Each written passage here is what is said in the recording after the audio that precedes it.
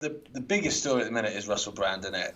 And I've got to say, like, I'm not going to talk about it too much because I don't know if he's guilty or not. I don't have a fucking clue, and no one does. And it's so strange to see both sides pinning their colours to the mast when you don't know. No, you don't know what he's like. Just because, you know, he might have said some things that you agree with in the middle of his sort of intelligentsia word salads that he fires out there, but he's not said anything out there that hasn't already been said by lots of people that are far more marginalised, far more censored, far more attacked, and a lot less wealthy than he is. You know, so I also don't agree with having leaders of movements, like figureheads of movement. The truth movement needs a leader. No, it fucking doesn't. The truth is the truth. It doesn't need a leader. No. Leaders can get taken down. And he's defending. Which he is. He is getting taken down. Yeah. Whether he's guilty of it and being taken down because he's guilty, or whether he's being taken down to, you know, destroy the movement and destroy him, I don't know the answer to that. Yeah. You know, I look at it in a way that I find I'm not a huge fan of him. I'll be honest with you, I don't trust him. I think he reinvents himself left, right, and centre to fit whatever hole there is in the market that he can find get his claws into.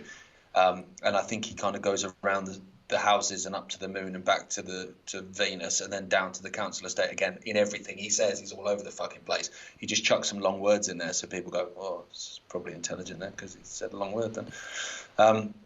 If you actually get to the bottom of it, go, well, what did he say then? What? Yeah. It's a bit like that at times, isn't it? But at the same time, I did wonder how he survived Me Too. And I guess he survived Me Too because he was a lefty-lovey Hollywood darling at that point, and he isn't anymore. So he's, you know, ripe for picking. But then at the same time, you know, when it comes to rape allegations, 2 words, Julian Assange. Do you know what I mean? Mm-hmm.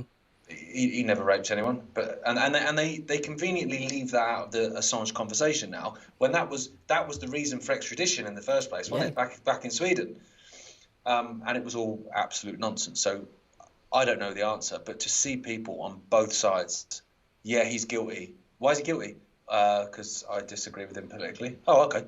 Yeah. And then the other side saying he's innocent. Well, why is he innocent? How do you know he's innocent? Because he called out the vaccine. Well, exactly. Yeah. We don't know, and only he and the person involved will know the actual truth of it. When watching it, it's clearly a hit piece, regardless of whether you believe them or not. There were certain things that I watched of it, and it's a very hard watch. I mean, that sort of thing I don't believe personally should be on the TV. That's not how things should be done. It was, as from a filmmaker's point of view, has been doing this for a fair few longer than they have, the filmmakers themselves. It was clearly contrived, knowing also the fact that they contacted women who gave him a glowing review. Not that you can include, the point was, I think it's Neil, who's that Pratt who thinks he's a Neil something? Andrew Neil, yeah. I said to him, I was like, but they contacted women who gave him a glowing review. Now, when you're doing an investigation, the whole point is if you're doing an honest investigation, you present all the information and let the audience decide. You don't pick and choose. And he was like, well, that's bizarre, because why would you put in there people he didn't abuse? Because you've done the investigation into that. And then you present what you find, and then you let the audience decide a balanced view of what you find. If they hadn't have contacted these women, that's completely different. But they had. And they chose to leave it out. Now, that to me is suspicious. Regardless if he's guilty or not, there's a lot of holes in that, and that's not a very well made piece of content. Now, when you look at it, if these women are telling the truth, that's doing them a disjustice by putting them on TV in such a way that can be picked apart by most people who know how these things are put together. So, I mean, who knows? Again, I don't know if he's guilty or not, but the piece in itself, I completely think it's a poor level and actually the disgusting side of journalism. Well, it's a police matter. Yeah, it's a sexual assault allegation by 5 different women. That's a police matter.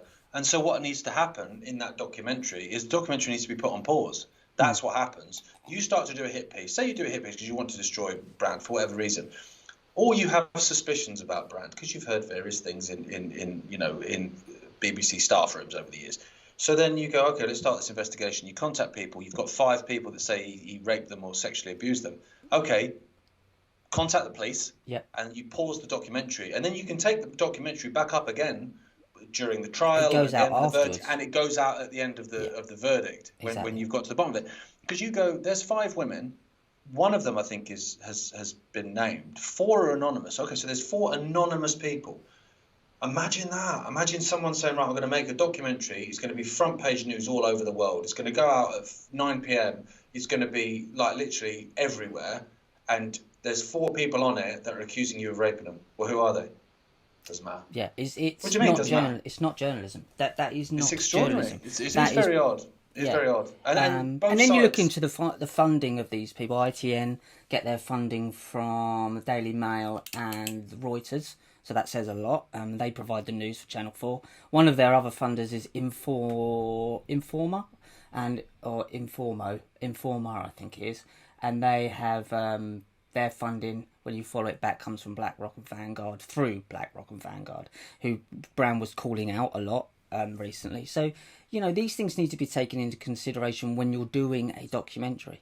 Yeah, that's what I'm saying. I'm not saying he's guilty or not. So many different ways, though, Rich, of looking at it. Like, I've seen the 2 ways, which are like, he's a bastard, he's guilty. He's innocent, he's just being destroyed because of what he's saying. They're the 2 that seem to be they're the polar opposites. Yeah, and you go, right, well, can we have some nuance somewhere in here? Yeah.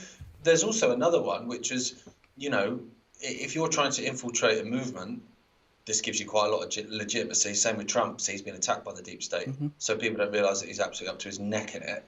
And the other one is, what if, he was a lefty darling, he was a Hollywood darling, he was up to no good. Me Too kept the fucking mouth shut because they were destroying right-leaning people overwhelmingly at that point. Me Too keeps his mouth shut, safe in the knowledge as he's moving more into this alternative realm, just yet getting his feet under the door. Should we out him? Not yet. Just wait. And then when he becomes a darling of the truth movement, a darling of the freedom movement, and go. And is it any... Yep, and to add to that, is it any kind of coincidence? I don't believe in many coincidences. I'm not a coincidence theorist. That this free speech thing has just gone through. The online arms bill. Yeah. Online arms bill. Now, you have to take all these things in context. That's why knowing the context of this big... And it is an agenda. Whether they're part of it, you only know so much within it. But there you go. There's a nuanced discussion about it for you there. Don't know if he did it or not. And neither does anyone else apart from him and the alleged victim of stroke accuser. Exactly. So let's just leave it. Your go.